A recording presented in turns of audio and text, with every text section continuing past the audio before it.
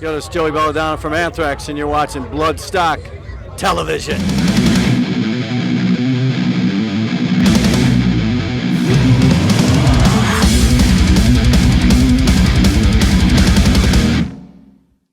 Okay, next up on Bloodstock TV, it's Squatter, and I'm chatting to Olavi from Amon Amarth. How are you, sir?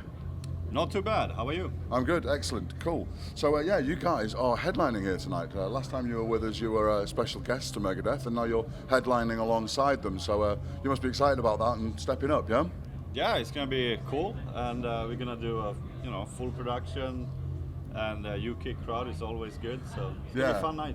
Yeah, well, I mean, I was here for the last one, and that was a big production and a big stage show. So, are we looking bigger than that tonight? Are we going? Because obviously this isn't going to be broadcast till afterwards, so you're not giving away any secrets. If you want to give us a few little hints about what we can expect.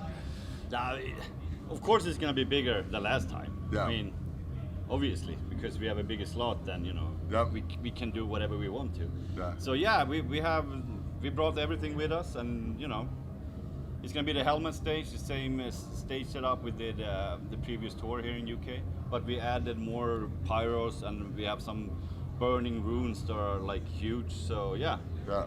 Lots of fire. Yes. Fire, Viking fire. That's what we always need. So cool. So you've got a big tour that you're ongoing at the moment for the Yom Viking album that you're touring at the moment. So tell us a bit about that album now, because it's the first concept album that you've done. Yeah, is that right? Yes. It's the first concept, but we thought about concepts for many albums, but we didn't really have the right story for it. And this time around, everything matched, and we put everything into place. Yeah. Does it change the writing process, or does it? Yes, a little bit, because obviously we have a story, and then you need to find music that matches the story. Yeah. Because in the previous albums we had music and we had stories, and we just could whatever. Now we actually had to create something from scratch, music-wise. That all right, now we need something that is really, really epic, for a funeral, So then you have to set your mind into fucking writing an epic funeral song. Yeah. So yeah, okay. Well, we'll look forward to hearing. We'll be hearing a fair bit from that tonight, then, I should assume. Yeah. Yeah. We play a lot of stuff from the new album, but we also mix in, lots of other stuff too. So yeah, we also do the Bloodstock radio podcast as well, and we finished off the last one before the show with Raise Your Horns last week. We had Vicky, one of the directors here, introduced it. Well, said to everybody, we're all looking forward to you sitting next week. Raise Your Horns, and that's how we finished the show. So that was to get everyone right up for it, and it's just the perfect song to actually get everyone up for it. Yeah, that song is is pretty much made for fucking festivals. Yeah. People having fun, listening to metal, drinking beer. Yeah. So you mentioned about the UK before and festivals. Now, obviously, you're going around doing lots of festivals. Now, how does the UK compare, and is there a major difference you find between the crowds in maybe Europe or maybe America, or? I would say the crowds in America and Central Europe is pretty much the same. Yeah. They're all good. If you go to South Europe or South America, the audience, they pretty much sing along more to melodies. Yeah. But I mean, the way I see it, all fucking crowds are good. Yeah. The only difference here in UK is that it's fucking raining all the time. But hopefully, it's not too bad today. Not too much today. Yeah, but to be fair, thunder and lightning really goes with the sort of Viking thing. You want a big old thunderstorm during your set would really add to it. Exactly. So no, we don't want one. We don't want a thunderstorm. Don't start playing to the thunder gods or whatever it is that you pray to for that one. We'll stick with the dry weather, thanks. So it's a huge tour you're going on. There's a lot of dates on that. So what are the sort of ups and downs of that? Because obviously you must be on the road a lot, and you're away from your families and everything like that. Is that something that you just have to get used to, or is it Yeah, I guess it's not for everybody, but these days it's easy because you have you can phone home all the time, you can do whatever, face yada yada, and all that.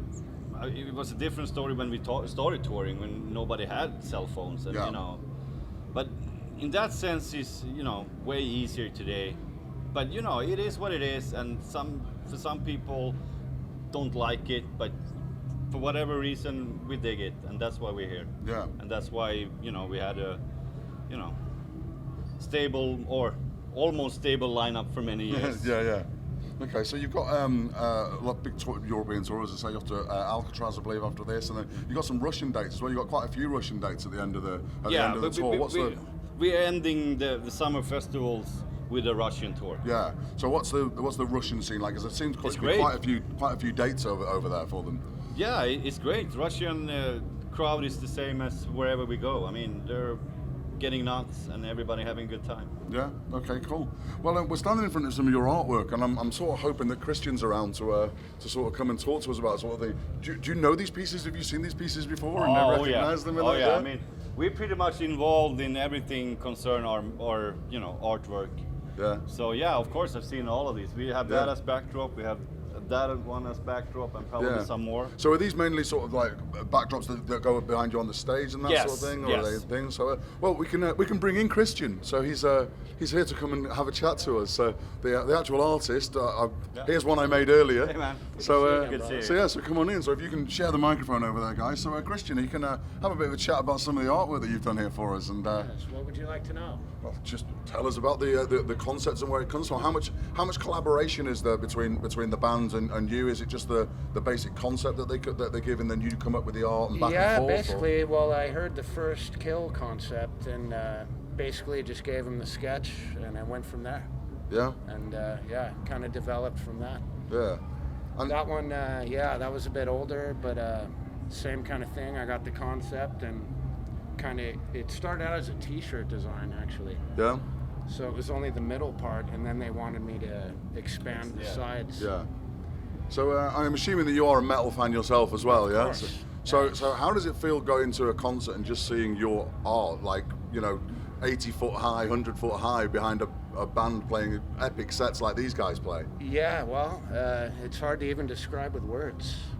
I don't know, especially when you guys get the pyrotechnics going.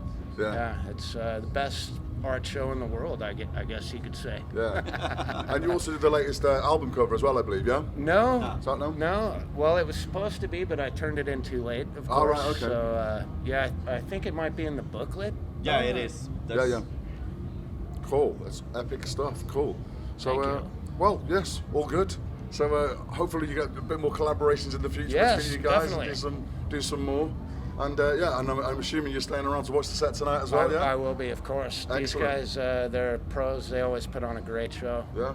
So cool. Okay. Well, thanks for talking to us both. Of course. And we'll look forward to the show tonight. And cheers for talking to us. Excellent. Cheers, Paul.